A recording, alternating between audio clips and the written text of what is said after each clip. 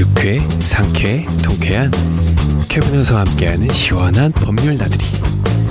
유쾌, 상쾌, 통쾌, 쾌 변호사입니다. 반갑습니다. 안녕하세요. 오랜만이에요. 주제가 축하드립니다. 애들 아빠. 네. 아들이시죠? 네, 아들. 그 무섭다는 아들. 네, 아들.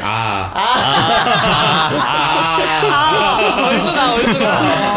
축하드려요. 아들이죠. 축하드립니다. 예뻐요. 진짜. 예쁘고 힘들고. 예쁘고 힘들고. 그래요. 또 오늘 주제도 또 어려운 주제 아니에요? 오늘 어려운 주제죠. 어려운 주제. 사실은 오늘 주제 굉장히 뭔 소리인지도 모르겠고. 선생님이 준비하셨잖아요. 제가 준비했습니다. 제가 준비한 당신이 모르면 어떡해. 공수처법. 공수처법. 공수처법 들어보셨는지 모르겠는데 공수래 공수고 뭐 이런 건가? 그런 개그는 아마 편집이 될지도 몰라요. 저 하나도 모르겠는데 저 또 깨 작가님과 저희 다른 변호사님들이 주제 재밌을 것 같지 않나요? 하셔가지고 공수처법. 제가 급하게 어떤 쟁점 되는 것만 공부를 해서 열심히 발제했습니다. 하지만 저희에게는 누가 있죠? 형사 전문 변호사? 저분? 형사 전문 변호사는 이렇게 동시에 뻥뻥 터지면 내가 오디오 넣을 수가 없잖아. 황준엽이 있죠. 황변님이 있죠. 요즘 공수처법 근데 어려운 말이긴 한데 요즘 하도 뉴스에 많이 나와가지고 네, 맞아요. 많이들 들어보셨을 것 같아요. 네, 그쵸? 어떠세요? 너무 저분은 누구신가요? 스페셜 게스트를 한 분 모셔봤습니다. 3분째 언제 들어가야 되나 굉장히 지금 저희가 눈치를 보고 있었습니다. 옹님? 저는 닉네임은 옹으로. 옹님, 네네네. 하겔 네네. 오늘 우리 일반인 게스트로 한번 오셨어요. 맞습니다. 그래가지고 우리 뉴스 보시는 분들의 입장에서 궁금한 거 많이 좀 여쭤봐 주셨으면 좋겠습니다. 최선을 다해보도록 하겠습니다. 네네. 반갑습니다. 감사합니다. 그래요. 그러면은 이 어려운 거 뭐부터 시작하면 되나요, 후배님? 일단 공수처법을 아무것도 몰랐던 이라고 하면 이제 이름 얘기해도 되나 변호사가? 아니요. 공수처법을 잘 모르고 있었던 사람 입장으로선 일단 공수처법이 뭔지부터 좀 이야기를 나누는 게 괜찮을 것 같아요. 그리고 이게 본론으로 막 공수처법 들어가는 것보다도 약간 이렇게 왜 나왔는지 이게 역사라든지 혹시 그리고 사실 공수처법 같은 경우는 이제 어떤 검찰의 기소권이라든지 뭐 수사라든지 그리고 어떻게 보면은 이제 이거 라디오 들으시는 대중분들이 가장 관심 있어할 이렇게 고위 공직자들은 이렇게 비리를 이렇게 많이 저지르느냐 뭐 이런 어떤 문제의식에서 나온 건데 왜 그런 배경이 나왔는지 좀 이제 검찰의 기소 독점주의 관련해서 좀 이야기를 1부에서 나눠보는 게 좋을 것 같아요. 그래야지 우리가 앞으로 한 2, 3, 4부 얘기할 것들이 맥락이 좀 잡힐 것 같아요. 맞아. 네네, 좋아요. 그러면은 공수처라는 게 도대체 뭔지 그쵸. 좀 설명해 주실 수 있을까요? 네. 그래서 이제 뉴스에서는 공수처 이래서 공수처가 뭔가 그러다 보니까는 뭐 공수래 공수 이런 무슨 농담이 우리 녹음 시작하기 전에 누가 그 얘기 한 것 같은데 공수처가 도대체 뭐예요? 네, 고위공직자 범죄수사처입니다. 고위공직자 비리조사처? 범죄수사처. 네. 그래서 사실 이 공수처법의 풀네임을 아시면요 대충 뭐 하는 곳인지는 이제 들으시면 알 수 있을 거예요. 고위공직자의 범죄를 수사한다. 바로 그거죠. 그거네. 네, 바로 그거죠. 생각해보면 그럴 수 있어요. 아니 뭐 수사하고 이런 것들을 그냥 경찰에서 하는 거 아니야? 검찰에서 하는 거 아니야? 라고 하실 수 있는데 그쵸? 왜 굳이 이런 걸 만드냐? 라고 한다면은 이제 이런 거죠. 검찰의 기소 독점을 견제하는 법안으로 정경 유착 등의 문제를 해소하기 위해 고위공직자에 대하여 검찰과 구분되는 별도의 수사기구를 신설하는 거. 너무 어려워요. 정말 딱딱하고 어렵죠? 너무 어려워. 일단 끊어서 말해줘요. 검찰의 기소 독점 이게 뭐예요? 그쵸. 형사하면 변호사 황준엽 변호사님. 검찰의 기소 독점이 뭔가요? 실명 그만 얘기할게요. 황변님. 우리나라 그 형사 사법체계를 보면 어떤 범죄를 저지른 사람에 대해서 혐의가 있을 때 그 사람을 재판에 넘길 수 있는 권한을 가진 사람은 우리나라 형사사법체계상으로는 지금 검사가 유일해요. 그래서 검사만 그것을 할 수 있다 보니 기소 독점주의라는 표현을 쓰게 됐던 거거든요. 경찰도 안 되고 온리 검사만. 그러니까 보니까 검찰이 너무 권력이 비대화되는 그런 측면이 많이 있어서 그런 부분에 대해서 계속해서 개혁의 목소리가 있어 왔고 그런 어떤 문제의식에서 공수처를 신설하게 되면 검찰이 독점해왔던 그런 기소 권한을 공수처에도 나눠주고 그럼으로써 이제 검찰의 권한을 견제하고 좀 그런 권한을 분산시키는 효과가 있게 되는 예, 그런 걸 좀 그런 효과를 노려서 이제 공수처를 만들게 되는 거죠. 하필이면 또 이게 그 고위 공직자에 한해서 어떤 그 기소권을 나눠준다라는 것은 기존의 검찰에 그 독점되어 있던 기소권이 남용되는 형태가 그쵸, 사실은 조금 정치인이나 뭐 고위공직자 쪽에서 좀 문제가 발생했던 그렇죠. 거죠. 이제 과거 약수사를 보면 검찰에서 사실은 정권의 입맛에 맞는 방식으로 수사를 많이 해왔었던 것이 사실이고 그런 부분에서 비판을 많이 받았었잖아요. 네. 근데 그게 이제 검찰 자체가 가진 어떤 한계의 속성이 아닌가. 그래서 그런 어떤 권력의 눈치를 보지 않고 또 이제 검찰이 그렇게 뭔가 잘못했을 때 그것을 이제 그 외부에서 이제 독점적으로 이제 그런 어떤 정말 고위공직자의 비리를 독립적으로 수사할 수 있는 그런 기관이 필요하지 않겠냐. 그래야 우리 사회가 어떤 공정의 가치나 이런 것들에 대해서 조금 더 뭐라 그럴까 이렇게 그런 공정의 가치가 잘 지켜질 수 있는 사회가 될 수 있지 않겠냐. 계속 이런 소리가 있었던 거죠. 예, 그런 취지에서 이제 공수처법이 이번에 통과가 된 거고요. 네네네. 예. 어쨌든 그러면 이게 통과가 된 이후에도 그 고위공직자 외 부분에서는 여전히 검찰이 기소권을 독점하고 있는 거죠? 예, 그러니까 현재는 그렇게 되고 있는 거고, 근데 이번에 검경 수사권 조정 법안도 이제 통과가 돼서 아직 시행은 안 되고 있지만, 네. 이제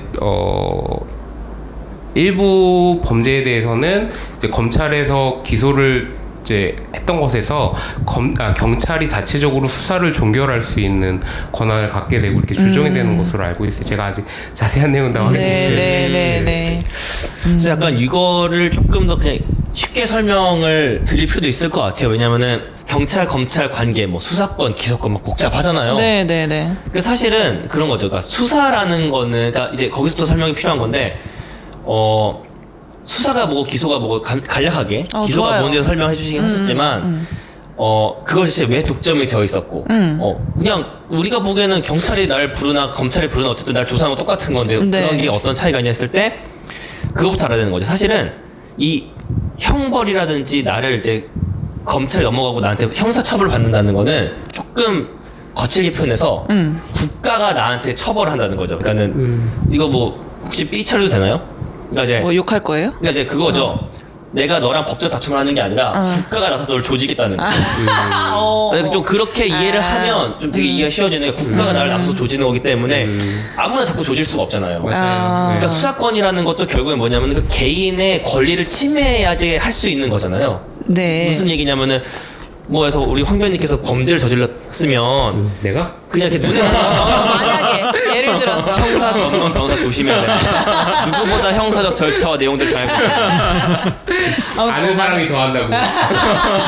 왜냐면은 그 사람의 어떤 행동, 어떤 뭐 그런 사생활, 정보들을 수사한다는 거는 개인의 권리나 인권을 침해할 수 있는 부분이 되게 많기 때문에 사실 수사권이라는 것도 사람이 생각하기에 그냥 경찰이 그냥 수사할 수 있는 거예요가 아니라 엄격한 절차와 그리고 수사를 한다고 할지라도 그것이 정말 법정에서 증거로 효과가 있냐 없냐도 굉장히 엄격하게 사실은 네, 그냥 조심해야 된다는 거죠. 그렇죠. 그 수사기관도 네네네 수사기관도 조심해야 되고 그런 것들이 엄격하게 이제 법적으로 그런 권한이나 권리들이 제한되어 있는데 그것들이 그래서 그 검찰 단계로 넘어가는 경우에 그래서 내가 국가가 너를 조질 수 있도록 이것을 법정에 넘기겠어 하는 권한도 사실은 그냥 뭐 죄졌으니까 벌을 줘야지가 아니라 굉장히 강한 권력이고 위험하게 강한 권력이고 개인의 권리를 되게 이렇게 좌지우지할 수 있는 그러한 절차인데 그게 이제 검찰에만 독점이 되어 있는 거죠. 그래서 왜냐면은 이게 얘기를 해야 되는 게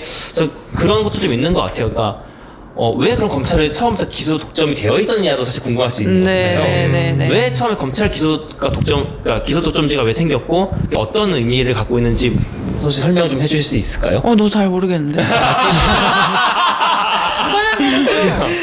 이게 원래 근데 공수처법이 그 전부터 되게 말이 많이, 그러니까 그 전부터 원래 도입을 계속 하려고 했었던 제도라고 제가 이제 얼핏 저도 들었었거든요. 맞아요. 그거 한번 2부 때 얘기할 것 같아요. 그렇군요. 아직 일부 해야 되는군요. 네. 그렇죠. 일단 지금 네. 호변님은 그걸 설명하고 싶으신 거잖아요. 그렇죠. 기소독점주의가 이렇게, 어떤 또 의미가 있었기 때문에 처음에 우리 그 법 체계에서 기소독점주의를 먼저 만들었나 라는 이야기를 해보고 싶은 거죠. 네. 왜냐면 사람 생각하기에 아니 검찰이 그 기소독점을 해서 이렇게 문제가 생기고 정경유착이 생기고 뭐 정치인들 입맛에 뭔가 왜냐면은 그걸 견제할 수 있는 수단이 없으니까. 네. 근데 왜 처음부터 했냐 만들었냐 그렇죠. 기소독점주의를 그런 궁금증이 생길 수가 있죠. 그래서 지금 말하고 싶어서 근질근질하는 것 같아. 말해봐요. 왜야? 이제 그런 거죠. 뭐냐면은 뭐 예를 들어서 그러니까 우리나라는 현재 그 행정부와 사법부와 입법부가 분리가 되어 있잖아요. 네. 그러면 이제 보통 그런 법적인 뭐 유죄냐 무죄냐 법적으로 권리가 있냐 없냐라는 판단을 해주는 게 사법부의 역할인데. 네. 흔히 말하는 법원이라고 하죠, 그렇죠. 법원의 역할인데 만약에 그 법원에 내가 누군가를 기소할 수 있는 권한이 있다. 네. 라고 만약에 한다면 이제 가정을 한번 해보는 거죠. 네, 현재는 법원이 아니라 검찰에 기소권이 있는데 거죠, 만약에 그렇죠. 법원에 그게 있다면 이제 법원이 그러니까 유죄 무죄를 판단하는 그런 주체가 네. 직접 야 너를 조지려고 한번 판단을 해봐야 되겠으니 너를 한번 링 위에 올려야 되겠다. 그러면 유죄로 판단할 가능성이 높겠네요. 굉장히 높겠죠. 그렇죠. 자기가 그렇죠. 링 위에 올렸으면. 네. 그래서 어떤 권한을 분산시킨다는 건 독립성을 보장한다는 건 최대한 이제 공정하고 네. 투명하게 이 법적 절차를 진행하기 위한 방법 중에 하나이기 때문에 그리고 기소를 만약에 여러 부처에서 할 수 있거나 다른 곳에서 할 수 있다면은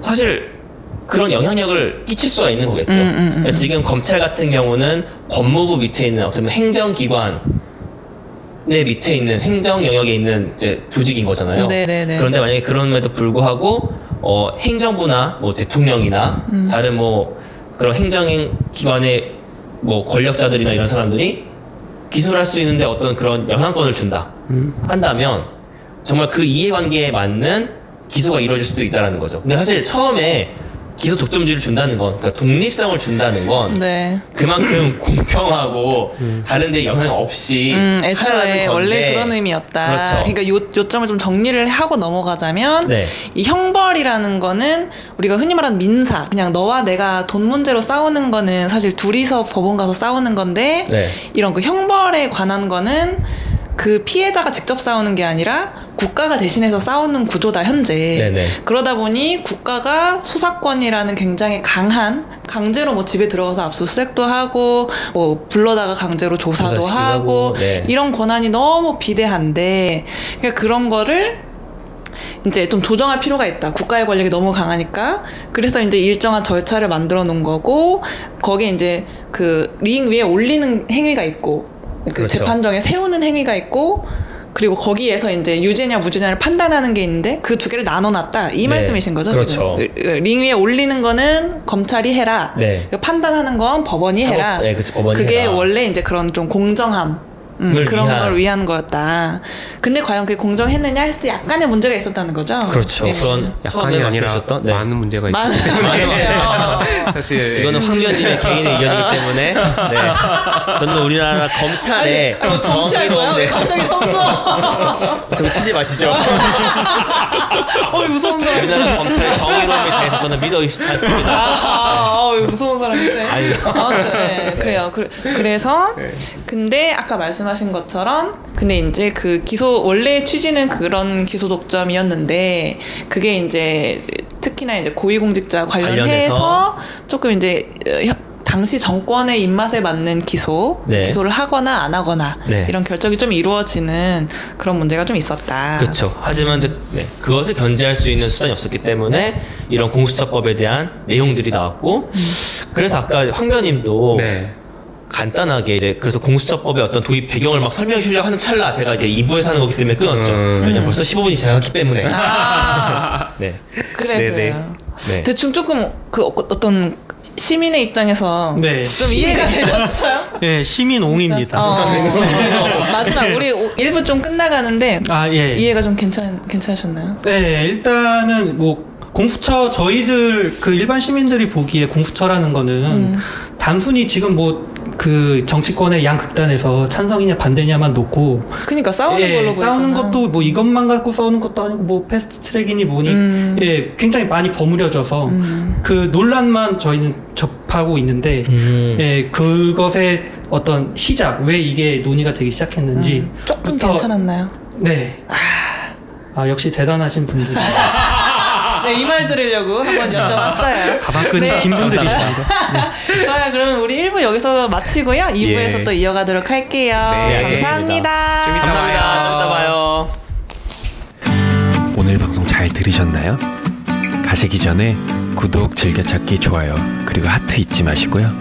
댓글도 좀 남겨주세요. 그럼 다음 시간에도 캐비언과 함께하러 와주실 거죠?